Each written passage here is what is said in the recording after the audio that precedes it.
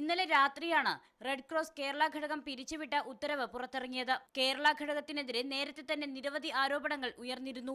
ആയുഷ് വകുപ്പ് സെക്രട്ടറി നടത്തിയ അന്വേഷണത്തിൽ ക്രമക്കേടുകൾ കണ്ടെത്തിയതിനെ തുടർന്നാണ് നടപടി. Red Cross chairman Sunil C കുര്യനെതിരെ ക്രൈംബ്രാഞ്ച് കേസെടുത്ത് അന്വേഷിക്കും. തിരുവനന്തപുരം ജില്ലാ കളക്ടർക്കാണ് സംസ്ഥാന അഡ്മിനിസ്ട്രേറ്ററുടെ താൽക്കാലിക ചുമതല.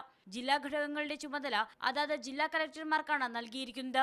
2004 അന്ന് വളരെ വ്യാപകമായിട്ടുള്ള ക്രമക്കേട് നടന്ന സമയത്ത് അന്നുണ്ടായിരുന്ന ജനറൽ സെക്രട്ടറി ആയിട്ടുള്ള അരുമാനൂർ നിർമ്മലാനന്ദൻ എന്ന് പറയുന്ന ആളിനെ അദ്ദേഹത്തിൻ്റെ നേതൃത്വത്തിലുള്ള ഈ സൊസൈറ്റിയെ പിരിച്ചുവിട്ട് അന്നത്തെ additional secretary health Shri P ഗോപിയെ ഏൽപ്പിച്ചിട്ടുണ്ട്.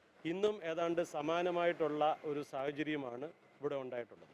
അതേസമയം തനിക്കെതിരായ അന്വേഷണം രാഷ്ട്രീയ പകപോക്കലാണെന്ന് സുനിൽ സി കുര്യൻ ആരോപിച്ചു. ഇന്ന് നടക്കുന്ന ശിശുക്ഷേമ സമിതി തെരഞ്ഞെടുപ്പിൽ താൻ മത്സരിക്കുന്നതിന്റെ വിരോധമാണ് നടപടിക്ക് പിന്നിലെന്നാണ് ആരോപണം. ശിശുക്ഷേമ സമിതി വൈസ് പ്രസിഡന്റ് സ്ഥാനത്തേക്കാണ് സുനിൽ സി കുര്യൻ മത്സരിക്കുന്നത്.